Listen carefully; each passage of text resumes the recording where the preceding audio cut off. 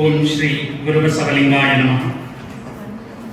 ಬಸವನ ಬೆಳಕೆ ಎಲ್ಲಾಡಿ ಬಂದೆ, ಭಾರತವೆಲ್ಲ ಸುತ್ತಾಡಿ ಬಂದೆ. ಬೆವರಿನ ಹನಿಯಲ್ಲಿ ಬೊಮ್ಮವ ತೋರಿಸಿ, ಕಾಯಕದಲ್ಲಿ ಕೈಲಾಸ ತೋರಿಸಿ, ವೃತ್ತಿಯ ಮುಖಕ್ಕೆ ಹೊಸ ಕಡೆ ಬರಿಸಿ, ಕಸುವಿನ ಕಿಳ್ಳೆಯ ಕಲಂಕ ಬಿಡಿಸಿ, ದುಡಿಮೆಯ ದೇವರ ದೇಗುಲದಲ್ಲಿ ನರ್ತಿಸಿ ಬಂದೆ, ಕೀರ್ತಿಸಿ ಬಂದೆ. ಬಸವನ ಬೆಳಕೆ ಎಲ್ಲಿಗೆ ಮುಂದೆ, ವಿಶ್ವವೆಲ್ಲವೂ ನನ್ನದೇ ಎಂದೆ. ಕನ್ನಡ ನಾಡಿನ ಹೆಸರಾಂತ ಕವಿಗಳಾದಂತಹ ಸಿದ್ದಯ್ಯ ಪುರಾಣಿಕರವರು ಸ್ಮರಿಸಿರುವಂತಹ ಈ ಒಂದು ಕವಿತೆಯನ್ನ ಸ್ಮರಿಸಿ ಈ ದಿನ ಕರ್ನಾಟಕದ ಸಾಂಸ್ಕೃತಿಕ ನಾಯಕ ವಿಶ್ವಗುರು ಬಸವಣ್ಣನವರ ಜಯಂತ್ಯುತ್ಸವವನ್ನು ಕರ್ನಾಟಕ ರಾಜ್ಯ ಅಕ್ಕಮಹಾದೇವಿ ಮಹಿಳಾ ವಿಶ್ವವಿದ್ಯಾನಿಲಯ ವರಾವರಣ ಸ್ನಾತಕ ಮತ್ತು ಸ್ನಾತಕೋತ್ತರ ಅಧ್ಯಯನ ಮತ್ತು ಸಂಶೋಧನಾ ಕೇಂದ್ರ ಟಿ ಹೊಸೂರು ಕಾಲೋನಿ ಮಂಡ್ಯದಲ್ಲಿ ಆಯೋಜನೆಯಾಗಿದೆ. ಈ ಒಂದು ಕಾರ್ಯಕ್ರಮದಲ್ಲಿ ಅಧ್ಯಕ್ಷತೆಯನ್ನ ವಹಿಸಿ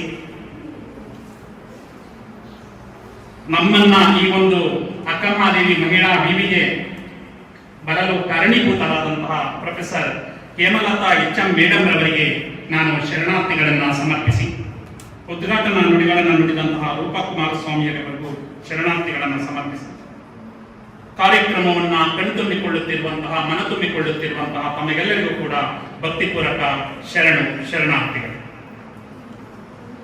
ಈಗಾಗಲೇ ಬಸವಣ್ಣನವರ ಬಗ್ಗೆ ಏನ್ ಹೇಳಬೇಕು ಎಲ್ಲ ಹೇಳಾಗಿದೆ.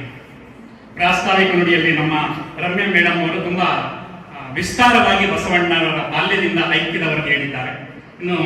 ಇನ್ನೇನು ಉಳಿದಿತ್ತು ಅದನ್ನ ರೂಪಕುಮಾರ ಸ್ವಾಮಿ ಅವರು ಕೂಡ ಹೇಳಿದ್ದಾರೆ. ನಾನು ಹೇಳಬೇಕಾಗಿರೋದು ಕೆಲವೇ ಮಾತುಗಳು ಮಾತ್ರ.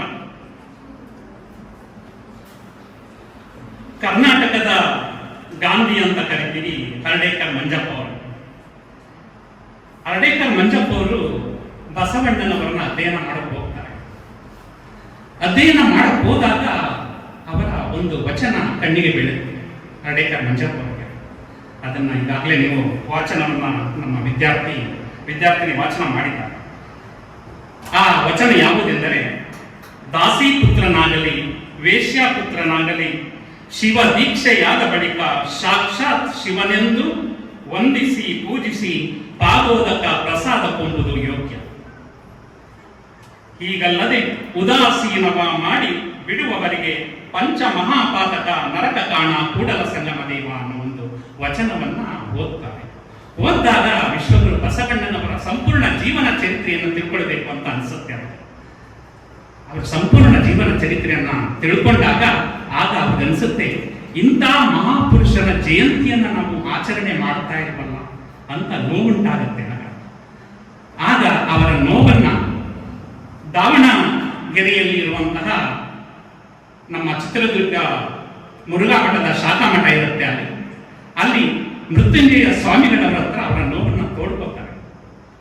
ಇಂತಹ ಮಹಾಪುರುಷರನ್ನ ನಾವು ಒಂದು ಜಯಂತಿಯನ್ನ ಮಾಡಿ ಅವರ ಆದರ್ಶಗಳನ್ನ ಅವರ ವಚನಗಳನ್ನ ನಾವು ಅಧ್ಯಯನ ಮಾಡಿದ್ರೆ ನಮ್ಮ ಸಮಾಜದಲ್ಲಿ ಒಂದು ರೀತಿಯ ಮನದ ಮಲಿನ ಹೋಗುತ್ತೆ ಅಂತ ಹೇಳಿದಾಗ ಆಗ ಮೃತ್ಯುಂಜಯ ಸ್ವಾಮಿಗಳು ಮತ್ತು ಹರ್ಡೇಕರ್ ಮಂಜಪ್ಪ ಅವರು ಸೇರಿ 1913ರಲ್ಲಿ ಮೊಟ್ಟ ಮೊದಲ ಬಸವ ಜಯಂತಿಯನ್ನ ಕರ್ನಾಟಕದಲ್ಲಿ, ಅದು ದಾವಣಗೆರೆಯಲ್ಲಿ ಆಚರಣೆ ಮಾಡ್ತಾರೆ. ಅಲ್ಲಿಂದ ಬಸವ ಜಯಂತಿ ಕಾರ್ಯಕ್ರಮ ಪ್ರಾರಂಭ ಆಗುತ್ತೆ. ಯಾಕೆ ಬಸವಣ್ಣವರ ಜಯಂತಿಯನ್ನ ಆ ರೀತಿ ಆಚರಣೆಯನ್ನು ಮಾಡುವುದು? ಇವತ್ತು ನಮ್ಮ ಬಸವಣ್ಣನವರು ಕರ್ನಾಟಕದ ಸಾಂಸ್ಕೃತಿಕ ನಾಯಕ ಆಗಿದ್ದಾರೆ. ಯಾಕೆ ಸಾಂಸ್ಕೃತಿಕ ನಾಯಕ ಅಂತ ಅನೇಕರು ಬಂದು ಹೋಗಿದ್ದಾರೆ. ನಮ್ಮಲ್ಲಿ ಅನೇಕ ಶರಣರು ಬಂದಿದ್ದಾರೆ, ಅನೇಕ ದಾಸರು ಬಂದಿದ್ದಾರೆ, ಅನೇಕ ದಾರ್ಶನಿಕ ವ್ಯಕ್ತಿಗಳು ಬಂದು ಹೋಗಿದ್ದಾರೆ. ಅದಕ್ಕೆ ಬಸವಣ್ಣವರನ್ನೇ ಯಾಕೆ ಸಾಂಸ್ಕೃತಿಕ ನಾಯಕ ಅಂತ ಕರೀತಾರೆ ಅಂದ್ರೆ, ಬಸವಣ್ಣನವರು ಪ್ರತಿಪಾದಿಸಿದಂತಹ ಜಾತಿ ಮತ್ತು ವರ್ಗರಹಿತ ಸಮಾಜ, ಅವರು ಸಮಾಜಕ್ಕೆ ಕೊಟ್ಟಂತಹ ಕಾಯಕ ಮತ್ತು ದಾಸೋಹತತ್ವ ಮತ್ತು ಅವರು ಮನುಕುಲಕ್ಕೆ ನೀಡಿದಂತಹ ಸಂದೇಶಗಳು ಸರ್ವಕಾಲಕ್ಕೂ ಕೂಡ ದಾರಿ ದೀಪ ಆಗಿರುವಂತದನ್ನ ಮನಗಂಡು ಅವರನ್ನ ಕರ್ನಾಟಕ ಸರ್ಕಾರ ಸಾಂಸ್ಕೃತಿಕ ನಾಯಕ ಅಂತ ಘೋಷಣೆ ಮಾಡಿದೆ. ಬಹುರೂಪಿ ಚೌಡಯ್ಯ ಅಂತ ಬರ್ತಾರೆ. 12ನೇ ಶತಮಾನದಲ್ಲಿ ಬಸವಣ್ಣನವರ ಸಮಕಾಲೀನರವರು. ಅವರು ಅನೇಕ ವಚನಗಳಲ್ಲಿ ಬಸವಣ್ಣನಿಂದ ಬದುಕಿತಿ ಲೋಕವೆಲ್ಲ ಅನ್ನೋ ಒಂದು ವಾಕ್ಯವನ್ನ ಉದ್ಧಾರವನ್ನ ಮಾಡ್ತಾರೆ. ಯಾಕೆ ಆ ವಾಕ್ಯವನ್ನು ಉದ್ಧಾರ ಮಾಡ್ತಾರೆ ಅಂದ್ರೆ, ನಾನು ಅದನ್ನ ಅಧ್ಯಯನ ಮಾಡಿದ ಪ್ರಕಾರ 12ನೇ ಶತಮಾನದವರೆಗೆ ಒಂದು ಆಶೀರ್ವಾದ ವಾಕ್ಯ ಇರುತ್ತೆ. ಏನು ಆಶೀರ್ವಾದ ವಾಕ್ಯ ಅಂದ್ರೆ ಸಕಲ ಸರ್ವೇ ಜನ ಸುಖಿನೋ ಭವಂತು, ಇದು ಆಶೀರ್ವಾದ ವಾಕ್ಯವಾಗಿರುತ್ತೆ. ಆದ್ರೆ ಬಸವಣ್ಣನವರು ಬಂದ ತಕ್ಷಣ ಅವರು ಒಂದು ವಚನದಲ್ಲಿ ಒಂದು ವಾಕ್ಯವನ್ನ ಕೋಟ್ ಮಾಡ್ತಾರೆ. ಆ ವಾಕ್ಯ ಯಾವುದು ಅಂದ್ರೆ ಸಕಲ ಜೀವಾತ್ಮರಿಗೆ ಲೇಸನೆ ಬಯಸುವ ಕುಲಜರೇ ಶರಣರು. ಅದು ಸಕಲ ಜೀವಾತ್ಮರಿಗೆ ಲೇಸನೆ ಬಯಸುವ ಕುಲಜರೇ ಶರಣರು ಅಂತ. ಸರ್ವೇ ಜನ ಸುಖಿನೋ ಭವಂತು ಅನ್ನೋದು ಕೇವಲ ಜನರಿಗೆ ಒಂದು ಶ್ರೇಯಸ್ಸನ್ನ ಬಯಸೋದು. ಆದರೆ ನಮ್ಮ ಬಸವಣ್ಣನವರು ಸಕಲ ಜೀವಾತ್ಮರಿಗೆ ಅಂದ್ರೆ ಜೀವವಿರುವಂತಹ ಪ್ರತಿಯೊಂದು ಪ್ರಾಣಿಗೂ ಕೂಡ ಲೇಸನ್ನೇ ಬಯಸಿರೋದ್ರಿಂದ ಬಸವಣ್ಣನವರು ಏನಾಗಿದ್ದಾರೆ, ಇವತ್ತು ಕರ್ನಾಟಕದ ಸಾಂಸ್ಕೃತಿಕ ನಾಯಕರಾಗಿದ್ದಾರೆ. ಇವತ್ತು ಪೂಜಾ ಮೂರ್ತಿಯಾಗಿ ನಮ್ಮ ಮುಂದೆ ಇದ್ದಾರೆ. ಅಂತಹ ಬಸವ ಜಯಂತಿಯನ್ನ ಇವತ್ತು ವಿಶೇಷವಾಗಿ ಆಚರಣೆ ಮಾಡ್ತಾರೆ. ಆದ್ರೆ ಬಸವಣ್ಣನವರನ್ನ ಇನ್ನೂ ಕೂಡ ನಾವು ಸರಿಯಾಗಿ ಅರ್ಥ ಮಾಡ್ಕೊಳ್ಳಕ್ಕಾಗಿಲ್ಲ. ಒಬ್ಬೊಬ್ರು ಒಂದೊಂದು ರೀತಿ ಅರ್ಥ ಮಾಡ್ಕೊಳ್ತೀವಿ. ನಾನ್ ಕಂಡಂಗೆ ಬಸವಣ್ಣವ್ರ ಬಗ್ಗೆ ನಾನು ಮಾತಾಡಿದ್ರೆ ಇನ್ನೊಬ್ರು ಅವ್ರಿಗೆ ಹೇಗೆ ಕಾಣ್ತಾರೆ ಬಸವಣ್ಣವ್ರನ್ನ ಹಾಗೆ ಅಧ್ಯಯನ ಮಾಡ್ತಾರೆ, ಹಾಗೆ ಅವರ ವಿಚಾರವನ್ನ ಹೇಳ್ತಾರೆ. ಯಾಕಂದ್ರೆ ಒಂದು 4 ಜನ ಕುರುಡರನ್ನ ಆನೆ ಹೇಗಿದೆಯಪ್ಪ ಅಂತ ಹೇಳಿ ಅಂದ್ಬಿಟ್ಟು 4 ಕುರುಡರನ್ನ ಬಿಟ್ರಂತೆ. ಆಗ 4 ಕುರುಡರಲ್ಲಿ ಒಬ್ಬ ಕುರುಡ ಏನ್ ಮಾಡದಂತೆ ಆನೆಯ ಕಾಲನ್ನ ಇಟ್ಕೊಂಡಂತೆ, ಕಾಲನ್ನ ಇಟ್ಕೊಂಡು ಇದು ಮರದ ಕಾಂಡದಂತಿದೆ ಆನೆ ಅಂತ ಹೇಳಿದಂತೆ. ಮತ್ತೊಬ್ಬ ಆನೆಯ ಸೊಂಡಿಲನ್ನ ಇಟ್ಕೊಂಡಂತೆ ಆನೆಯ ಸೊಂಡಿಲನ್ನ ಇಟ್ಕೊಂಡು ಆನೆ ಹೇಗಿದೆ ಅಂದ್ರೆ ಹಾವಿನ ರೀತಿ ಇದೆ ಅಂತ. ಇನ್ನೊಬ್ಬ ಬಂದು ಏನ್ ಮಾಡದಂತೆ ಆನೆಯ ಬಾಲವನ್ನ ಇಟ್ಕೊಂಡಂತೆ ಆನೆಯ ಬಾಲವನ್ನ ಇಟ್ಕೊಂಡು ಆನೆ ಹೇಗಿದೆ ಅಂದ್ರೆ ಹಗ್ಗದ ರೀತಿ ಇದೆ ಅಂತ. ಮತ್ತೊಬ್ಬ ಬಂದು ಹೊಟ್ಟೆಯನ್ನ ಟಚ್ ಮಾಡ್ತಾರೆ, ಆ ಹೊಟ್ಟೆಯನ್ನು ಮುಟ್ಟಿ ಇದು ಗೋಡೆ ಅಂತಿದೆ ಆನೆ ಅಂತ. ಹಂಗೆ ಆನೆ ಅದನ್ನು ಸಂಪೂರ್ಣ ಬಣ್ಣನೇ ಸಿಗಲಿಲ್ಲ. ಹಂಗೆ ಇವತ್ತಿನವರೆಗೆ ಆಗಿನ ಶತಮಾನದಿಂದಲೂ ಕೂಡ ಬಸವಣ್ಣನವರ ಬಗ್ಗೆ ನಾವು ಹೇಳ್ತಾನೆ ಇದೀವಿ, ಅಧ್ಯಯನ ಮಾಡ್ತಾನೆ ಇದೀವಿ. ಆದ್ರೆ ಬಸವಣ್ಣನವರ ಸಂಪೂರ್ಣ ವ್ಯಕ್ತಿ ಚಿತ್ರಣವನ್ನ ಕೊಡೋದ್ರಲ್ಲಿ ನಾವು ವಿಫಲರಾಗಿದ್ದೇವೆ. ನಾವು ಕಂಡಂತೆ ಬಸವಣ್ಣನವರ ವ್ಯಕ್ತಿತ್ವ ತೆರ್ಕೊಂಡು ಹೋಗುತ್ತೆ ಅಂತ ಹೇಳ್ತಾ ಇವತ್ತು ಅನೇಕ ವಿದ್ಯಾರ್ಥಿನಿಯರು ಬಸವಣ್ಣನವರ ಬಗ್ಗೆ ಮತ್ತು ಅನೇಕ ಶರಣರ ಬಗ್ಗೆ ವಚನವನ್ನು ವಾಚನ ಮಾಡಿದ್ದಾರೆ. ಇವತ್ತು ನಿಮ್ಮ ಹೆಸರಿನಲ್ಲಿ ಅಥವಾ ನಿಮ್ಮ ಹೆಸರಿನಲ್ಲಿ ವಾಚನ ಮಾಡಿಲ್ಲ. ಅದನ್ನು ಇವತ್ತು ಇಲ್ಲಿ ಬಂದು ಬಸವಣ್ಣನವರ ಬಗ್ಗೆ ವಚನವನ್ನ ವಾಚನ ಮಾಡಿದ್ದೀರಿ ಅಂದ್ರೆ ನೀವೇನಾಗಿರ್ಬೇಕು, ನಾನು ಬಸವಣ್ಣ ಅಂದ್ಕೊಂಡಿರ್ಬೇಕು. ನೀವು ಜೇಡರ ದಾಸಿಮಯ್ಯನವ್ರ ಬಗ್ಗೆ ಬಂದು ಒಂದು ವಚನವನ್ನ ವಾಚನ ಮಾಡಿದ್ದಾರೆ ಅಂದ್ರೆ ನೀವೇನಾಗಿರ್ಬೇಕು, ಜೇಡರ ದಾಸಿಮಯ್ಯ ಆಗಿರ್ಬೇಕು. ಅಥವಾ ಅಕ್ಕ ಮಹಾದೇವಿಯವರ ಒಂದು ವಚನವನ್ನ ವಾಚನ ಮಾಡಿದ್ದೀರಿ ಅಂದ್ರೆ ನೀವು ಅಕ್ಕ ಮಹಾದೇವಿ ಆಗಿರ್ಬೇಕು. ಆ ರೀತಿ ಆದಾಗ ಮಾತ್ರ ಸಾರ್ಥಕ ರೂಪ ಪಡೆಯುತ್ತೆ. ನಾವು ಕೇವಲ ಜ್ಞಾನದ ದೃಷ್ಟಿಯಿಂದ ಅದನ್ನ ವಾಚನ ಮಾಡೋದಲ್ಲ, ಅದನ್ನ ಅನ್ವಯಿಕ ದೃಷ್ಟಿಯಿಂದ ವಾಚನ ಮಾಡಬೇಕು. ಅದಕ್ಕೆ ನಮ್ಮ ಮಡಿವಾಳ ಮಾಚಿದೇವರು ಒಂದು ವಚನವನ್ನ ಕೋಟ್ ಮಾಡ್ತಾರೆ. ಅದು ಇದಕ್ಕೆ ಅನ್ವಯಕ್ಕೆ ಅನುಕೂಲ ಆಗುತ್ತೆ.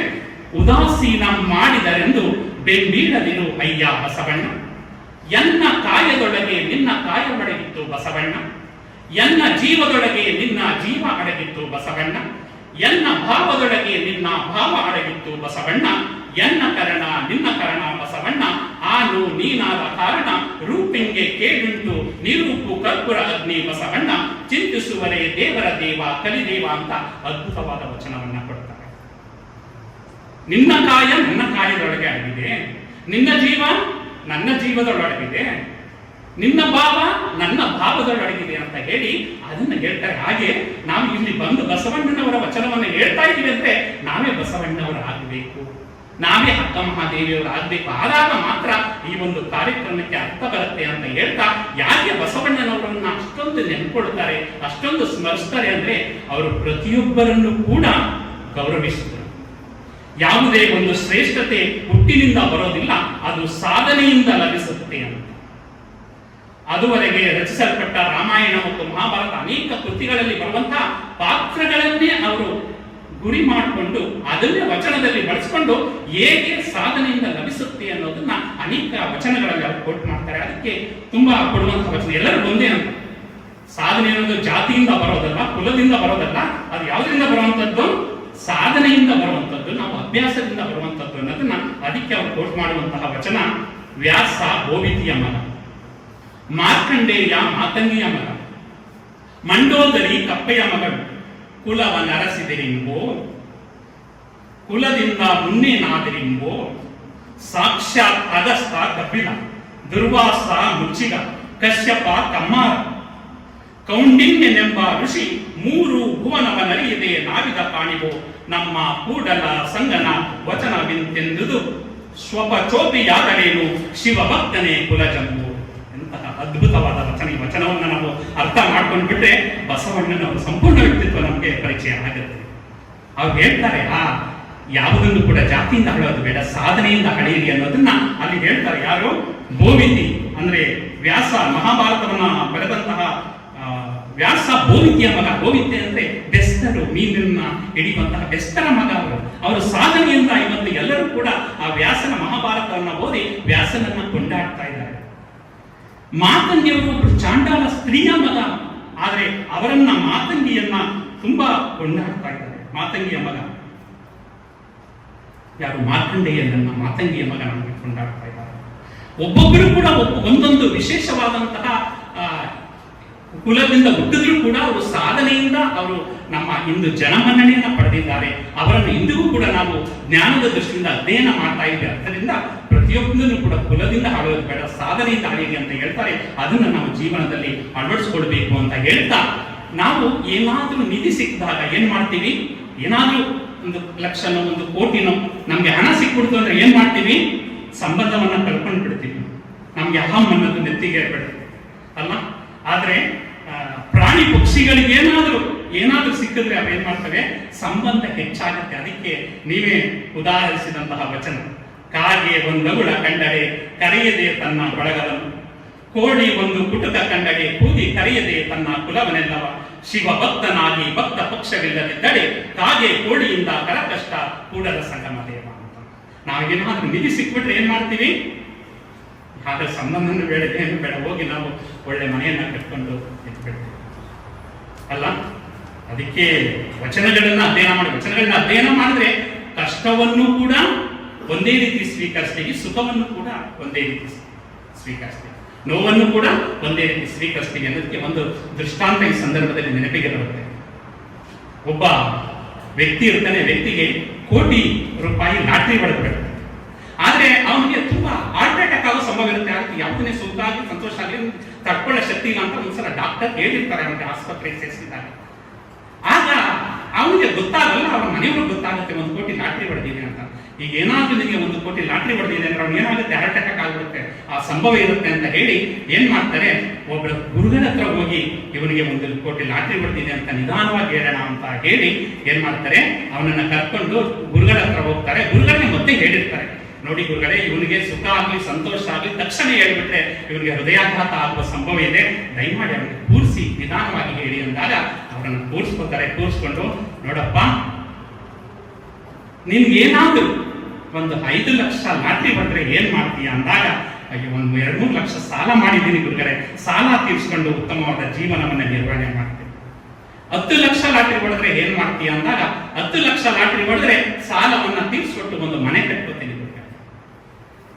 ಏನಾದ್ರೂ 50 ಲಕ್ಷ ಲಾಟ್ರಿ ಹೊಡೆದ್ರೆ ಸಾಲ ತೀರಿಸಿ ಮನೆ ಕಟ್ಸಿ 1-2-3 ಎಕರೆ ಜಮೀನ್ ತಗೊಳ್ತೀನಿ ಗುರುಗಳೇ ಅಂತ. ಕೊನೆಗೆ ಹೇಳ್ತಾರೆ, ಸಮಾಧಾನವಾಗಿ ಕೇಳು, ನಿನ್ಗೇನಾದ್ರೂ 1 ಕೋಟಿ ಲಾಟ್ರಿ ಹೊಡೆದ್ರೆ ಏನ್ ಮಾಡ್ತೀರಾ ಗುರುಗಳೇ ಅಂದ ತಕ್ಷಣ, 1 ಕೋಟಿ ಲಾಟ್ರಿ ಹೊಡೆದ್ರೆ 50 ಲಕ್ಷ ನಾನು ಇಟ್ಕೊತೀನಿ ಗುರುಗಳೇ, 50 ಲಕ್ಷ ನಿಮ್ಗೆ ಕೊಡ್ತೀನಿ ಅಂದ ತಕ್ಷಣ ಗುರುಗಳಿಗೆ ಅಟ್ಯಾಕ್ ಆಗುತ್ತೆ. ಅಂದ್ರೆ ಯಾರಿಂದ ನಾವು ಸಮಾಧಾನವನ್ನ ಕೇಳಕ್ ಹೋಗ್ತೀವಿ, ಯಾರಿಂದ ನಾವು ಶಾಂತಿಯನ್ನ ಬಯಸಕ್ಕೆ ಹೋಗ್ತೀವಿ, ಅವರೇ ಆ ಸಮಾಧಾನವನ್ನ ಮತ್ತು ಶಾಂತಿಯನ್ನ ತಡೆದುಕೊಳ್ಳುವಂತಹ ಶಕ್ತಿ ಇಲ್ಲ. ಆದ್ರೆ ನಾವು ವಚನ ಸಾಹಿತ್ಯವನ್ನ ಅಧ್ಯಯನ ಮಾಡಿದಾಗ ಆ ಶಾಂತಿ ನೆಮ್ಮದಿ ನಮ್ಗೆ ಸಿಗುತ್ತೆ ಅಂತ ಹೇಳ್ತಾ, ಯಾವುದೇ ಸರ್ಕಾರಿ ಅಧಿಕಾರಿಗಳಾಗ್ಬೋದು ಅಥವಾ ಸರ್ಕಾರದ ಸೇವೆಯನ್ನು ಸಲ್ಲಿಸುತ್ತಿರುವಂತಹ ಮಂತ್ರಿಗಳಾಗ್ಬೋದು, ಅವರೆಲ್ಲರಿಗೂ ಕೂಡ ನಮ್ಮ ಬಸವಣ್ಣನವರ ವಚನ ಏನಾಗಿದೆ? ಮಾದರಿಯಾಗಿದೆ. ಅವರು ಬಸವಣ್ಣನವರು ಮಂತ್ರಿಯಾಗಿ, ಬಸವಣ್ಣನವರು ಬಿಜ್ಜಳನ ಆಸ್ಥಾನದಲ್ಲಿ ಭಂಡಾರ ಮಂತ್ರಿಯಾಗಿ ಗೊತ್ತಿದೆ ನಿಮಗೆ. ಆ ಜೀವನ ಚರಿತ್ರೆಯನ್ನ ಹೇಳ್ತಾ ಹೋದ್ರೆ 1 ಗಂಟೆ ಮೇಡಮ್ 25 ನಿಮಿಷ ಸಮಯ ಕೊಟ್ಟಿದ್ದಾರೆ. ಯಾಕಂದ್ರೆ ಅಷ್ಟೇ ನಿಮಿಷದಲ್ಲಿ ನನ್ನ ಉಪನ್ಯಾಸಕ್ಕೆ ಕೂಡ ವಿರಾಮವನ್ನೇ ಹೇಳ್ತೇನೆ. ಆ ಟೈಮಲ್ಲಿ ಅವ್ರು ಹೇಳ್ತಾರೆ, ಒನ್ನಿನೊಳ ಒಂದೊರೆಯ ಸೀರೆಯೊಳ ಒಂದೆಳೆಯ ಇಂದಿಂಗೆ ನಾಡಿಂಗೆ ಬೇಕೆಂದ ನಾದಡೆ ನಿಮ್ಮಾಣೆ ನಿಮ್ಮ ಪ್ರಮತರಾಣೆ ನಿಮ್ಮ ಶರಣರಿಗಲ್ಲದೆ ಮತ್ತೊಂದನೆಯೇ ಕೂಡದ ಸಂಗಮ ದೇವ ಅಂತ.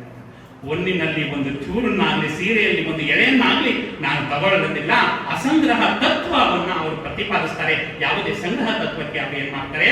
ವಿರಾಮವನ್ನು ಹೇಳುವಂತಹ ಈ ವಚನ ಯಾವುದೇ ನಮ್ಮ ಸರ್ಕಾರಿ ಅಧಿಕಾರಿಗಳಿಗಾಗ್ಬೋದು ಅಥವಾ ಮಂತ್ರಿಗಳಿಗಾಗ್ಬೋದು ಇದು ಒಂದು ಪಾಠವಾಗಿದೆ ಅಂತ ಹೇಳ್ತಾ, ನಮ್ಮಲ್ಲಿ ಏನಾಗ್ತಿದೀವಿ? ಒಂದು ಮೂಢನಂಬಿಕೆಗಳ ದಾಸರಾಗ್ತಾ ಇದೀವಿ. ಆ ಮೂಢನಂಬಿಕೆಗಳನ್ನು ಹೋಗಲಾಡಿಸಿ ವೈಚಾರಿಕತೆಯನ್ನು ಬೆಳೆಸೋದಕ್ಕೆ ಬಸವಣ್ಣನವರ ಅನೇಕ ವಚನಗಳು ನಮಗೆ ದಾರಿದೀಪ ಆಗಿದೆ. ನಮ್ಮಲ್ಲಿಯೇ ಸಾಕಷ್ಟು ದೋಷಗಳಿದ್ರೂ ಕೂಡ ಬೇರೆಯವರ ಹತ್ರ ನಾವು ದೋಷಗಳನ್ನು ಹುಡುಕೊಂಡು ಹೋಗ್ತಾ ಇದ್ದೀವಿ. ಅದಕ್ಕೆ ಅವರು ಹೇಳ್ತಾರೆ, ಆವಾಡಿಗನು ಮೂಕೊರತಿಯು ತನ್ನ ಕೈಯಲ್ಲಿ ಹಾವು. ಮಗನ ಮದುವೆಗೆ ಶಕುನವ ನೋಡ ಹೋದಾಗ ಇದಿರಲ್ಲೊಬ್ಬ ಮೂಕೊರತಿಯ ಆವಾಡಿಗನ ಕಂಡು ಶಕುನ ಒಲ್ಲೆಂಬ ಚದುರನ ನೋಡ. ತನ್ನ ಸತಿ ಮೂಕೊರತಿ ತನ್ನ ಕೈಯಲ್ಲಿ ಹಾವು, ತಾನು ಮೂಕೊರೆಯ ತನ್ನ ಭಿನ್ನವನರಿಯದೆ ಅನ್ನರನೆಂಬ ಪುಣ್ಯನೇನೆಂಬೆ ಕೂಡಲ ಸಂಗಮ ದೇವ. ಅವನು ಮೂಕೊರೆಯ, ಅವನ ಹೆಂಡತಿಯನ್ನು ಮೂಕೊರತಿ. ಮೂಕೊರೆಯ ಅಂತ ಮೂಗಿಲ್ಲ ಅಂತ. ಅವರ ಕೈಯಲ್ಲಿ ಏನಿದೆ? ಆವಿ. ಇದು ಒಂದು ರೀತಿ ಅಪಶಕುನ ಅಂತ ಹೇಳ್ತಾರೆ ಕೆಲವರು. ಅವ್ರ ಕೈಯಲ್ಲೇ ಹಾವಿಡ್ಕೊಂಡು ಅವರಲ್ಲೇ ಮೂಗಿಲ್ಲದೆ ಇರುವಂತವ್ರು ಹೋಗ್ತಾ ಇದ್ದಾರೆ. ಯಾರಿಗೆ? ಅವನ ಮಗನ ಮದುವೆಗೆ ಶಕುನವ ಕೇಳೋದಿಕ್ಕೆ, ಅವನಿಗೆ ಶಾಸ್ತ್ರನೋ ಜ್ಯೋತಿಷನ ಕೇಳಕ್ ಹೋಗ್ತಾ ಇದ್ದಾರೆ. ಹೋಗುವಾಗ ಎದುರುಗಡೆ ಮತ್ತೊಬ್ಬ ಮೂಕೊರತಿ ಹಾವಿಡ್ಕೊಂಡು ಬಂದ್ಬಿಡ್ತಾರೆ. ಅಯ್ಯೋ, ಮೂಕೊರೆಯ ಅಪಶಕುನ ಆಗೋಯ್ತು ಅಂತ ಹೋಗುವಂತ ಚದುರನ್ನ ನೋಡು. ಆ ರೀತಿ ಆಗಿದ್ದೇವೆ ನಾವು. ಅದಕ್ಕೆ ನಮ್ಮಲ್ಲೇ ಅನೇಕ ದೋಷಗಳನ್ನ ಇಟ್ಕೊಂಡು ಬೇರೆಯವರಲ್ಲಿ ದೋಷವನ್ನ ಹುಡುಕ್ತಾ ಇದೀವಲ್ಲ, ಅದನ್ನ ದಯಮಾಡಿ ನಾವು ಹೋಗ್ಲಾಡಿಸ್ಕೊಳ್ಬೇಕು ಅನ್ನೋದನ್ನ ಈ ಒಂದು ವಚನದ ಮುಖಾಂತರ ಹೇಳ್ತಾ ಇದ್ದಾನೆ. ಅತಿಯಾದ ಆಸೆ ಆಗ್ಬೋದು, ಹಣ ಸಂಪಾದನೆ ಆಗ್ಬೋದು, ಅನ್ಯ ಮಾರ್ಗದಿಂದ ನಾವು ಸಂಪಾದನೆಯನ್ನ ಮಾಡೋದಿಕ್ಕೆ ಹೋಗ್ತಾ ಇದೀವಿ. ಆದ್ರೆ ಹೋಗಿ ಏನಾಗ್ತಾ ಇದೀವಿ? ಅನೇಕ ಸಂಪಾದನೆಯನ್ನ ವಿಶೇಷ ರೀತಿಯಲ್ಲಿ ಮಾಡಿ ಇನ್ಕಮ್ ಟ್ಯಾಕ್ಸ್ ಅವರಿಂದ ರೈಡ್ ಆಗ್ತಾ ಇದೀವಿ. ಅದಕ್ಕೆ ವಿಶೇಷವಾದಂತಹ ವಚನ, ಅದಕ್ಕೂ ವಚನ ಇದೆ. ಬಂಡವ ತುಂಬಿದ ಬಳಿಕ ಸುಂಕವ ತೆತ್ತಲ್ಲದೆ ಹೋಗಬಾರದು, ಕಳ್ಳ ನಾಣ್ಯ ಸಲುಗೆಗೆ ತಲ್ಲದು, ಕಳ್ಳ ನಾಣ್ಯವ ಸಲಲಿಯರಯ್ಯ, ಭಕ್ತಿ ಎಂಬ ಬಂಡಕ್ಕೆ ಜಂಗಮವೇ ಸುಂಕಿಗ ಕೂಡಲ ಸಂಗಮ ದೇವ.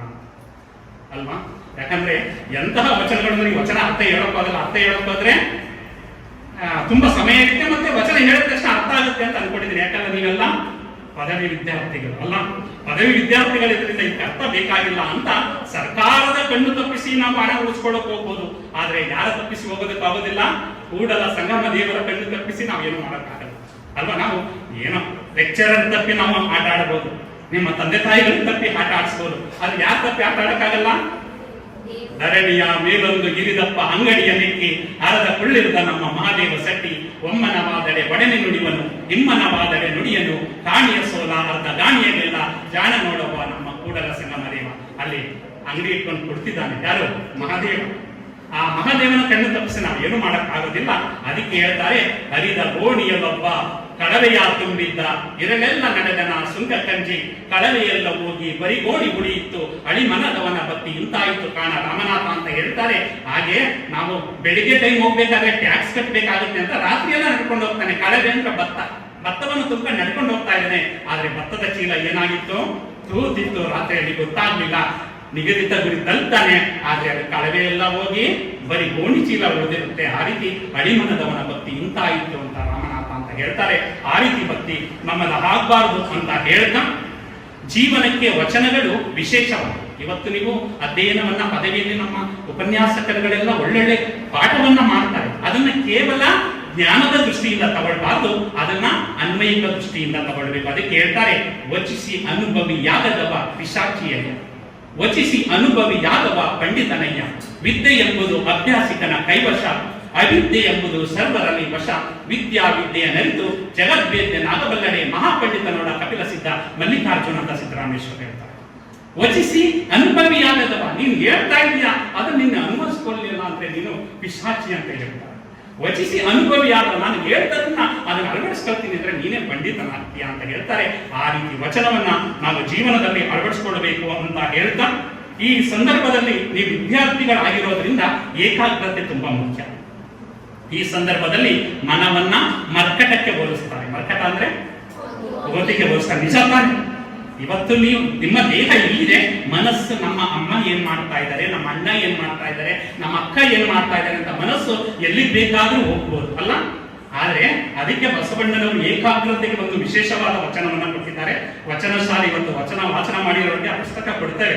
ಅದರಲ್ಲಿ ಒಳ್ಳೊಳ್ಳೆ ವಚನಗಳಿದೆ, ಅದನ್ನ ಓದಿ ಅಂತ ಹೇಳ್ತಾ ಅವರು ಹೇಳುವಂತಹ ವಚನ ನಮ್ಮ ಏಕಾಗ್ರತೆ.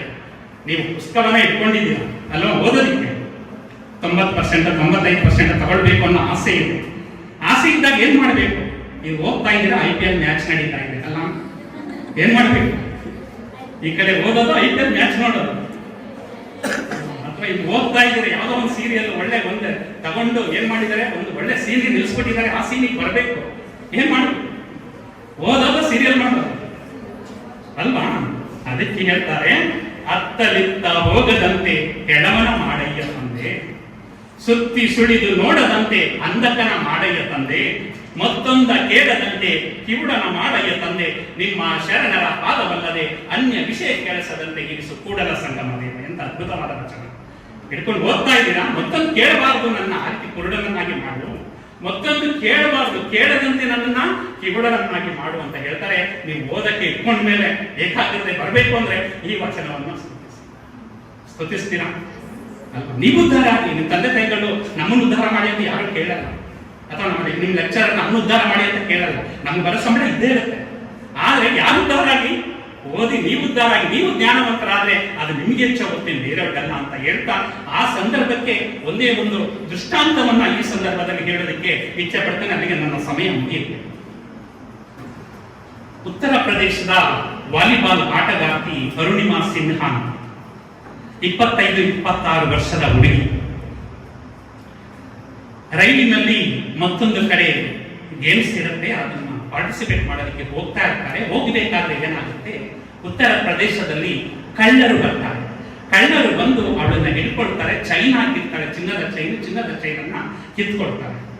ಕಿತ್ಕೊಂಡು ಆ ಪ್ರತಿಭಟನೆಯನ್ನ ಮಾಡ್ತಾರೆ. ಪ್ರತಿಭಟನೆಯನ್ನ ಮಾಡಿದಾಗ ಅವಳನ್ನ ಹಿಡ್ಕೊಂಡು ಎಳೆದು ಏನ್ ಮಾಡ್ತಾರೆ, ಹೊರಗಡೆ ಬಿಸಾಕ್ತಾಗ ಮತ್ತೊಂದು ಹಳಿ ಇರುತ್ತಲ್ಲ, ಆ ಹಳಿ ಮೇಲೆ ಅವಳು ಬಿದ್ದೋದಾಗ ಆ ಕಡೆ ಕಾಲು ಸಿಕ್ಕಾಕ್ಬಿಡುತ್ತೆ ಹಳಿಗೆ.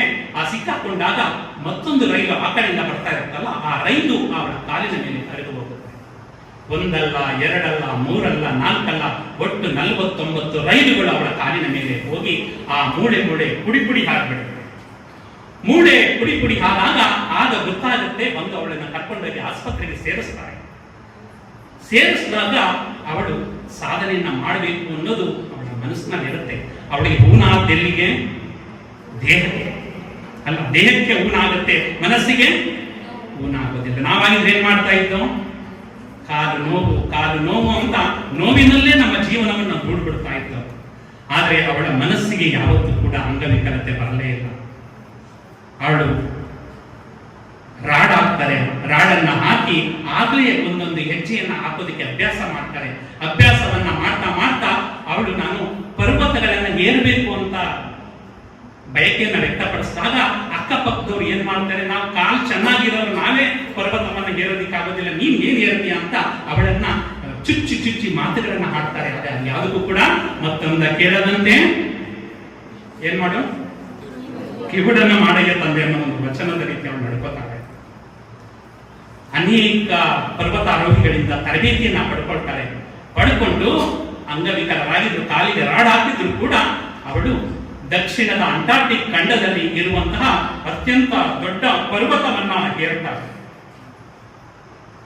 ಮೌಂಟ್ ವಿನ್ಸೆನ್ ಅಂತ ಅದು, ಆ ಖಂಡವನ್ನ ಏರಿ ನಂತರ ವಿಶ್ವದಲ್ಲಿ ಒಟ್ಟು 7 ಖಂಡಗಳಿದೆ. 7 ಖಂಡಗಳಲ್ಲಿರುವಂತಹ ಒಂದೊಂದು ಶಿಖರವನ್ನು ಏರ್ತಾಳೆ. ಒಟ್ಟು 7 ಶಿಖರವನ್ನು. ಕಾಲಿಲ್ಲ ಅಂದ್ರೆ ಕಾಲಿಗೆ ರಾಡನ್ನು ಹಾಕಿ ಅವಳು ವಿಶೇಷವಾದಂತಹ ಪ್ರತಿಭೆಯಾಗಿ ಹೊರಹೊಮ್ಮಿ ವಿಶೇಷವಾದಂತಹ ಪ್ರಶಸ್ತಿಗಳನ್ನ, ಅವಳು ರಾಷ್ಟ್ರೀಯ ಪ್ರಶಸ್ತಿಗಳನ್ನ ಪಡ್ಕೊಂಡು ಇಡೀ ದೇಶಕ್ಕೆ ಮಾದರಿಯಾಗ್ತಾಳೆ ಅರುಣಿಮಾ ಸಿನ್ಹಾ ಅಂತ. ನೀವು ಗೂಗಲ್, ಇದು ನಾನು ಪುರಾಣ ಅಲ್ಲ, ಕಥೆ ಅಲ್ಲ, ನೀವು ಗೂಗಲ್ ಅಲ್ಲಿ ಹೋಗಿ ಅರುಣಿಮಾ ಸಿನ್ಹಾ ಅಂತ ಹೊಡೆದ್ರೆ ಅವಳ ಲೈಫ್ ಹಿಸ್ಟ್ರಿ ಏನ್ ಮಾಡುತ್ತೆ, ಸಂಪೂರ್ಣವಾಗಿ ತೆರ್ಕೊಳ್ಳುತ್ತೆ. ಅವಳು ಆ ರೀತಿ ನಮ್ಗೆ ಆದರ್ಶ ಆಗಬೇಕು. ಜೀವನದಲ್ಲಿ ನೀವು ಬಂದಿದ್ದೀರಾ, ಎಲ್ಲರೂ ಕೂಡ ಸುಖದ ಸುಪ್ಪತ್ತಿಗೆಯಲ್ಲಿದ್ದು ಬಂದಿಲ್ಲ. ಇವತ್ತು ನೀವು ನೆರಳಲ್ಲಿ ಕೂತಿದ್ದಾರೆ ಅಂದ್ರೆ ನಿಮ್ಮ ತಂದೆ ತಾಯಿಗಳು ಏನ್ ಮಾಡ್ತಾ ಇದ್ದಾರೆ, ಇವತ್ತು ಕೆಲವರು ಬಿಸಿಲಿನ ಬೇಗೆಯಲ್ಲಿ ಏನ್ ಮಾಡ್ತಾ ಇದ್ದಾರೆ, ಕೆಲಸವನ್ನ ಮಾಡ್ತಾ ಇದ್ದಾರೆ. ನಿಮ್ಮ ಮಕ್ಕಳನ್ನ ಶಾಲೆಗೆ ಕಳಿಸ್ಬೇಕಾದ್ರೆ, ಕಾಲೇಜಿಗೆ ಕಳಿಸ್ಬೇಕಾದ್ರೆ ನಿನ್ನ ಮಗಳು ಏನು ಓದ್ಬಿಡ್ತಾಳೆ ಅಂತ ಕೆಲವರು ಅವರನ್ನ ಹಂಗಿಸಿರ್ತಾರೆ ಅಲ್ಲ, ಅವಳನ್ನ ತೆಗಳಿರ್ತಾರೆ. ಆ ಹಂಗಿಸುವಿಕೆಗೆ, ತೆಗಳಿಕೆಗೆ ಉತ್ತರ ಯಾರಾಗಬೇಕು? ನೀವಾಗಬೇಕು. ನೀವು ಒಳ್ಳೆಯ ವಿದ್ಯಾರ್ಥಿಗಳಾಗಿ ಜ್ಞಾನವನ್ನ ಕಟ್ಕೊಂಡದ್ದೇ ಆದ್ರೆ ವಿಶೇಷವಾದ ಪ್ರತಿಭಾವಂತ ವಿದ್ಯಾರ್ಥಿಗಳಾಗಿ ಈ ದೇಶ ಮೆಚ್ಚುವಂತಹ ವಿದ್ಯಾರ್ಥಿಗಳಾಗ್ತೀರಾ ಅಂತ ಹೇಳ್ತಾ, ಅಕ್ಕಮಹಾದೇವಿ ಮಹಿಳಾ ವಿಶ್ವವಿದ್ಯಾನಿಲಯ, ಇನ್ನೊಂದು ನಿಮಿಷ ಇದೆ ಮೇಡಮ್ ಕೊಟ್ಟಿರುವಂತಹ ಸಮಯದಲ್ಲಿ, ಅಕ್ಕಮಹಾದೇವಿ ಮಹಿಳಾ ವಿಶ್ವವಿದ್ಯಾನಿಲಯ ಆಗಿರೋದ್ರಿಂದ ಅಕ್ಕಮಹಾದೇವಿಯವರ ವಚನ ಹೇಳಲಿಲ್ಲ ಅಂದ್ರೆ ನನ್ನ ಒಂದು ನುಡಿಗೆ ಒಂದು ಅರ್ಥ ಬರೋದಿಲ್ಲ. ಕನ್ನಡದ ಮೊಟ್ಟ ಮೊದಲ ಕವಯತ್ರಿ, ಜಗನ್ಮಾತೆ ಅಂತ ಕರೀತಾರೆ, ವಿಶ್ವ ಸ್ತ್ರೀ ಕುಲದ ಜ್ಯೋತಿ ಅಂತ ಕರೀತಾರೆ. ಅಂತಹ ವಿಶ್ವವಿದ್ಯಾನಿಲಯದಲ್ಲಿ ಓದ್ದೇ ಇರುವಂತಹ ಪ್ರತಿಯೊಬ್ಬರು ಕೂಡ ನೀವು ಪಾವನರಾಗಿದ್ದೀರಿ. ಅವರು ಬರೆಯುವಂತಹ ವಚನ 12ನೇ ಶತಮಾನದಲ್ಲಿ ಬರೆದಂತಹ ವಚನ 20ನೇ ಶತಮಾನದಲ್ಲಿ ಸ್ಥಾಪನೆಯಾಗಿರುವಂತಹ ವಿಶ್ವ ಆರೋಗ್ಯ ಸಂಸ್ಥೆಯ ಧ್ಯೇಯ ವಾಕ್ಯವನ್ನು ಮೀರಿಸುವಂತಹ ವಚನವನ್ನು ಕೊಡ್ತಾರೆ. ಆ ವಚನ ಯಾವುದೆಂದರೆ, ನಡೆ ಶುಚಿ, ನುಡಿ ಶುಚಿ, ತನು ಶುಚಿ, ಮನಶುಚಿ, ಭಾವಶುಚಿ ಇಂತಿ ಪಂಚ ತೀರ್ಥಂಗಳನ್ನೊಳಕೊಂಡು ಮರ್ತ್ಯದಲ್ಲಿನಿಂದ ನಿಮ್ಮ ಶರಣರ ತೋರಿ ಎನ್ನ ನುಡಿಕೊಳ್ಳ ಚೆನ್ನಮಲ್ಲಿಕಾರ್ಜುನ. ವಿಶ್ವ ಆರೋಗ್ಯ ಸಂಸ್ಥೆಯ ಧ್ಯೇಯವಾಕ್ಯ ಏನಿರುತ್ತೆ, ಒಬ್ಬ ವ್ಯಕ್ತಿ ದೈಹಿಕವಾಗಿ ಮಾನಸಿಕವಾಗಿ ಆರೋಗ್ಯವಾಗಿರಬೇಕು, ಅಂತ ವ್ಯಕ್ತಿಯನ್ನು ಆರೋಗ್ಯವಂತ ವ್ಯಕ್ತಿ ಅಂತ ಹೇಳ್ತಾರೆ. ಆದ್ರೆ ಅಕ್ಕ ಆ ಧ್ಯೇಯವಾಕ್ಯವನ್ನ ಮೀರಿಸುತ್ತೆ. ನಡೆ ಶುಚಿ, ನುಡಿ ಶುಚಿ. ನಡೆ ನುಡಿ ಅಂದ್ರೆ ಸಾಮಾಜಿಕ ಆರೋಗ್ಯ, ತನು ಶುಚಿ ಅಂದ್ರೆ ದೈಹಿಕ ಆರೋಗ್ಯ, ಮನಶುಚಿ ಅಂದ್ರೆ ಮಾನಸಿಕ ಆರೋಗ್ಯ, ಭಾವಶುಚಿ ಅಂದ್ರೆ ಭಾವನಾತ್ಮಕ ಆರೋಗ್ಯ. ಇಂತಹ ಶುಚಿಯನ್ನು ಕೊಟ್ಟಂತಹ ಅಕ್ಕನವರ ಒಂದು ವಿಶ್ವವಿದ್ಯಾನಿಲಯದ ಒಂದು ಕಾಲೇಜಿನಲ್ಲಿ ನೀವು ಓದ್ತಾ ಇದ್ದೀರಿ ಅಂದ್ರೆ ನೀವು ನಿಜವಾಗ್ಲೂ ಕೂಡ ಅದೃಷ್ಟ ಮಾಡಿರುವಂತಹ ವಿದ್ಯಾರ್ಥಿಗಳು. ನೀವು ವಿಶೇಷವಾದಂತಹ ಪ್ರತಿಭೆಯನ್ನ ರೂಢಿಸ್ಕೊಳ್ಳಿ ಅಂತ ಹೇಳ್ತಾ ಮೇಡಮ್ ಎಲ್ಲರಿಗೂ ಕೂಡ ಒಂದು ವಚನವನ್ನ ಹೇಳ್ಕೊಡಿ ಅಂತ ಹೇಳಿದ್ದಾರೆ. ಆ ವಚನವನ್ನು ಎಲ್ಲ ಒಕ್ಕಲಿನಿಂದ ಹೇಳೋಣ ಅಲ್ವಾ. ಇವತ್ತು ಬಸವ ಜಯಂತಿ ಕಾರ್ಯಕ್ರಮ ಆಗಿರೋದ್ರಿಂದ ವಚನವನ್ನ ನಿಮ್ಮ ಬಾಯಲ್ಲಿ ನಲಿದಾಡಿದ್ರೆ ಆ ಬಸವ ಜಯಂತಿ ಕಾರ್ಯಕ್ರಮಕ್ಕೂ ಕೂಡ ಅರ್ಥ ಬರುತ್ತೆ ಅಂತ ಹೇಳ್ತಾ ಅಧ್ಯಯನವನ್ನ ಮಾಡಕ್ ಹೋಗ್ತಾ ಇದ್ದೀರಾ. ಸರ್ ಯಾವುದೋ ಒಂದು ಪ್ರಶ್ನೆಗೆ ಉತ್ತರವನ್ನ ಕಂಡುಕೊಂಡು ಬನ್ನಿ ಅಂತ ಹೇಳಿದ್ದಾರೆ, ಅಥವಾ ಅದನ್ನ ಕಲಿತು ಬನ್ನಿ ಅಂತ ಹೇಳಿದ್ದಾರೆ. ಆದ್ರೆ ಹೋಗ್ತಾ ಇದ್ದೀರಾ, ಅದನ್ನ ಕಲಿಯಕ್ಕೆ ಆಗ್ತಾ ಇಲ್ಲ. ಹಾಗೇನ್ ಮಾಡ್ಬೇಕು? ಪ್ರತಿಯೊಂದಕ್ಕೂ ಕೂಡ ಒಂದು ಪರಶಿವನ ಒಂದು ಕರುಣೆ ಬೇಕು. ಕೊನೆಯಲ್ಲಿ ಪ್ರಯತ್ನ ಮಾಡಬೇಕು. ಪ್ರಯತ್ನದ ಜೊತೆಗೆ ಆ ಪರಶಿವನ ಒಂದು ಅನುಗ್ರಹವು ಬೇಕು. ಅದಕ್ಕೆ ಬಸವಣ್ಣನವರ ಒಂದು ವಚನವನ್ನ ನೀವು ಅಧ್ಯಯನವನ್ನ ಮಾಡಿದಾಗ ಆ ಒಂದು ಕಾರುಣ್ಯ ನಿಮಗೆ ಸಿಗುತ್ತೆ ಅಂತ ಹೇಳ್ತಾ ದಯಮಾಡಿ ಹೇಳಿ. ನೀ ನೊಲಿದಡೆ ಕೊರಡು ಕೊನರುವುದಯ್ಯ, ನೀ ನೊಲಿದಡೆ ಬರಡು ಹಾಯನವುದಯ್ಯ, ನೀ ನೊಲಿದಡೆ ವಿಷವೆಲ್ಲ ಅಮೃತಬಹುದಯ್ಯ, ನೀ ನೊಲಿದಡೆ ಸಕಲ ಪಡಿ ಪದಾರ್ಥವು ಇದರಲ್ಲಿರುವವು ಕೂಡಲ ಸಂಗಮ ದೇವ. ನಿಜ ತಾನೆ? ನೀ ನೋಡಿದರೆ ಕೊರಡು ಕೊನಿರುತ್ತೆ ಅಲ್ವಾ. ಬರಡು ಹಸು ಕೂಡ ಏನಾದ್ರೂ ಹಸು ಕರಿತಾ ಇಲ್ಲ ಅಂದ್ರೆ ಅದು ಹಸು ಕರೆಯುತ್ತೆ, ವಿಷವೂ ಕೂಡ ಅಮೃತವಾಗುತ್ತೆ ಅಂತ ಹೇಳ್ತಾರೆ. ಆ ವಚನವನ್ನ ಹೇಳಿ ನೀವು ಅಧ್ಯಯನಕ್ಕೆ ತೊಡಗಿಕೊಳ್ಳಿ. ಕಬ್ಬಿಣದ ಕಡಲೆಯೂ ಕೂಡ ಏನಾಗುತ್ತೆ, ಕರಗಿ ಏನಾಗುತ್ತೆ, ಕಡಲೆ ಬೀಜ ಆಗುತ್ತೆ ಅಂತ ಹೇಳ್ತಾರೆ. ಆ ರೀತಿಯ ಒಂದು ವಿಶ್ವವಿದ್ಯಾನಿಲಯದಲ್ಲಿ ನೀವು ಓದ್ತಾ ಇದ್ದೀರಾ. ಮೇಡಮ್, ನಮ್ಮ ಪ್ರೊಫೆಸರ್ ಹೇಮಲತಾ ಮೇಡಮ್ ಅವರು ನಮ್ಗೆ ಈಗ ಕೇವಲ 15 ದಿನಗಳ ಹಿಂದೆ ಪರಿಚಯ ಆದ್ರು. ಒಂದು ಆನ್ಲೈನ್ ಕಾರ್ಯಕ್ರಮ ಮಾಡ್ತೀವಿ, ಆನ್ಲೈನ್ ಕಾರ್ಯಕ್ರಮದಲ್ಲಿ ಕವಿತಾ ವಾಚನವನ್ನ ಮಾಡಬೇಕು ಅಂದಾಗ ಮೇಡಮ್ ಅವ್ರ ಹೆಸರನ್ನ ಒಂದು ಸಜೆಸ್ಟ್ ಮಾಡಿದ್ರು. ಇದುವರೆಗೆ 2 ಕಾರ್ಯಕ್ರಮಗಳಲ್ಲಿ ಮೇಡಮ್ ಭಾಗವಹಿಸಿ ಕವಿತಾ ವಾಚನವನ್ನ ಮಾಡಿದ್ದಾರೆ. ವಿಶೇಷವಾದಂತಹ ಪ್ರತಿಭಾವಂತ ಮೇಡಮ್ ಇರುವಂತಹ ಕಾಲೇಜಲ್ಲಿ ನಾವು ಬಸವ ಜಯಂತಿ ಕಾರ್ಯಕ್ರಮದಲ್ಲಿ ಬಸವಣ್ಣನವರ ಬಗ್ಗೆ ಮಾತನಾಡುವಂತಹ ಅವಕಾಶ ಸಿಗ್ತಲ್ಲ, ಅದು ಕೂಡ ನಮಗೆ ಸಂತೋಷ ಅಂತ ಹೇಳ್ತಾ ಮೇಡಮ್ ಅವರು ಪರಿಚಯ ಆದ ತಕ್ಷಣ ನಮ್ಮಲ್ಲಿ ಒಂದು ಬಸವ ಜಯಂತಿ ಕಾರ್ಯಕ್ರಮ ನಡೀತಾ ಇದೆ, 9ನೇ ತಾರೀಕು ಬರಬೇಕು ಅಂತ ಹೇಳಿದ್ರು. ಖಂಡಿತ ಮೇಡಮ್ ಬರ್ತೀವಿ ಅಂತ ಹೇಳಿ ಅವರು ನಮ್ಮ ಮೈಸೂರಿಂದ ಮಂಡ್ಯದವರೆಗೆ ಕರ್ಕೊಂಡು ಬಂದಿದ್ದಾರೆ. ಮೇಲೆ ಬಿಸಿಲಿನ ತಾಪ ಹೆಚ್ಚಾಗಿದೆ ಅಲ್ವಾ. ಇನ್ನೇನು 1:30 ಆಯ್ತು, ಹೊಟ್ಟೆಯ ತಾಪವೂ ಕೂಡ ಹೆಚ್ಚಾಗಿದೆ. ನನ್ನ ಮಾತಿನ ತಾಪ ಇನ್ನೂ ಹೆಚ್ಚಾಗಬಾರ್ದು ಅಂತ ಹೇಳಿ ಅದಕ್ಕೂ ಕೂಡ ಒಂದು ವಚನವನ್ನು ರಚಿಸಿಬಿಟ್ಟಿದ್ದಾರೆ. ಹಸಿವಿನ ಬಗ್ಗೆ ಶರಣರು ರಚನೆ ಮಾಡದೆ ಕ್ಷೇತ್ರ ವಚನಗಳು ಯಾವುವು ಇಲ್ಲ. ಎಲ್ಲಾ ಕ್ಷೇತ್ರಕ್ಕೆ ಸಂಬಂಧಪಟ್ಟ ಹಾಗೂ ವಚನವನ್ನು ರಚಿಸಿಬಿಟ್ಟಿದ್ದಾರೆ. ಆ ವಚನವನ್ನ ಹೇಳಿ ನನ್ನ ಮಾತಿಗೆ ವಿರಾಮ ಹೇಳ್ತಾ ಇದ್ದಾರೆ. ಹಸಿವೆಂಬ ಹೆಬ್ಬಾವು ಬಸುರ ಬಂದು ಹಿಡಿದರೆ ವಿಷವೇರಿತಯ್ಯ ಆಪಾದ ಮಸ್ತಕಕ್ಕೆ, ಹಸಿವಿಗನ್ನ ಮನಿಕ್ಕಿ ವಿಷವನ್ನಿಡುವ ಬಲ್ಲಡೆ ಆತನೇ ಗಾರುಡಿಗ ಕಾಣ ರಾಮನಾಥ ಅಂತ ಹೇಳ್ತಾರೆ ಅಲ್ವಾ. ನಿಮ್ಮ ಹಸುವಿನ ಕೂರಿಸಿ ನಾನು ಉಪನ್ಯಾಸ ಹೇಳ್ತಾ ರುಚಿಸೋದಿಲ್ಲ ಅಂತ ಹೇಳ್ತಾ ಪ್ರತಿಯೊಬ್ಬರು ಕೂಡ ಇವತ್ತು ಕೇಳಿರುವಂತಹ ವಚನಗಳನ್ನ 2 ಕಿವಿ ಇದೆ, ಒಂದು ಕಿವಿಯಲ್ಲಿ ಕೇಳಿ ಒಂದು ಕಿವಿಯಲ್ಲಿ ಬಿಡೋದಲ್ಲ, 2 ಕಿವಿಗಳಿಂದಲೂ ಕೂಡ ತಗೊಂಡು ನಿಮ್ಮ ಜೀವನದಲ್ಲಿ ಅಳವಡಿಸಿಕೊಂಡಾಗ ಇವತ್ತು ಮೇಡಮ್ ಅವರು ಮತ್ತು ಎಲ್ಲ ಕಾಲೇಜಿನ ಆಡಳಿತ ಸಿಬ್ಬಂದಿ, ಬೋಧಕೇತರ ಸಿಬ್ಬಂದಿಯವರು ಈ ಒಂದು ಬಸವ ಜಯಂತಿ ಮಾಡೋದಕ್ಕೂ ಕೂಡ ಸಾರ್ಥಕ ಆಗುತ್ತೆ ಅಂತ ಹೇಳ್ತಾ, ಹೊರಡುವೆ ನಾನು ಹೊರಡುವೆ ಮುಂದೆ, ಬರುವುದು ವಿಶ್ವವು ನನ್ನಯ್ಯ ಹಿಂದೆ, ಅವರಿವರೆಂಬೆನೆ ಎಲ್ಲರೂ ಮುಂದೆ, ಎಲ್ಲರಿಗಿರುವನು ಒಬ್ಬನೇ ತಂದೆ, ಬರುವೆನು ಭೂಮಿಯನ್ನು ಬೆಳಗಿ, ಬಸವನ ಬೆಳಗ್ಗೆ ಎಲ್ಲಾಡಿ ಬಂದೆ, ಭಾರತವೆಲ್ಲ ಸುತ್ತಾಡಿ ಬಂದೆ ಅಂತ ಸಿದ್ದಯ್ಯ ಪುರಾಣಿಕರವರ ಕವಿತೆಯೊಂದಿಗೆ ಈ ಒಂದು ನುಡಿಗೆ ವಿರಾಮವನ್ನು ಹೇಳ್ತಾ ಇವತ್ತು ಬಸವನ ಬೆಳಕು ಇಡೀ ವಿಶ್ವದಾದ್ಯಂತ ಪ್ರಚುರ ಆಗ್ತಾ ಇದೆ. ಅಂತಹ ಬಸವ ಬೆಳಕಿನಲ್ಲಿ ಬೆಳಗುವಂತಹ ವಿದ್ಯಾರ್ಥಿನಿಯರು ನೀವಾಗಿ ಅಂತ ಹೇಳ್ತಾ ಈ ಒಂದು ಕಾರ್ಯಕ್ರಮದಲ್ಲಿ ಕರೆಸು ನಮ್ಮನ್ನು ನುಡಿಯಲು ಅವಕಾಶ ಮಾಡಿಕೊಟ್ಟಂತಹ ಪ್ರೊಫೆಸರ್ ಹೇಮಲತಾ ಮೇಡಮ್ ಅವರಿಗೆ, ಸಾವಧಾನದಿಂದ ಕೇಳಿದಂತಹ ಎಲ್ಲ ಉಪನ್ಯಾಸಕ ಬಂಧುಗಳಿಗೆ ಮತ್ತು ಬೋಧಕೇತರ ಸಿಬ್ಬಂದಿಯವರಿಗೆ, ನೆಚ್ಚಿನ ವಿದ್ಯಾರ್ಥಿಗಳಿಗೆ ಶರಣಾರ್ಥಿಗಳನ್ನು ಸಮರ್ಪಿಸಿ ನನ್ನ ಒಂದೆರಡು ನುಡಿಗೆ ವಿರಾಮವನ್ನು ಹೇಳ್ತಾ ಇದ್ದೇನೆ. ಜೈ ಬಸವ, ಜೈ ಶರಣ. ನಮ್ಮೆಲ್ಲರನ್ನು ಕುರಿತು ತಮ್ಮ ನುಡಿಗಳನ್ನು ನುಡಿದಂತಹ ಶ್ರೀ ವಚನ ಕುಮಾರಸ್ವಾಮಿ ಸರ್ ಅವರಿಗೆ ಧನ್ಯವಾದಗಳು. ಹೊರಡುವೆ ನಾನು, ಹೊರಡುವೆ ಮುಂದೆ, ಬರುವುದು ವಿಶ್ವವು ನನ್ನಯ ಹಿಂದೆ. ಅವರಿವರೆಂಬೇನೆ ಎಲ್ಲರೂ ಒಂದೇ, ಎಲ್ಲರಿಗಿರುವನು ಒಬ್ಬನೇ ತಂದೆ. ಬರುವೇನು ಬರುವೇನು ಭುವಿಯನ್ನು ಬೆಳಗಿ, ಬರುವೇನು ಬಂದೇ ಬರುವೇನು.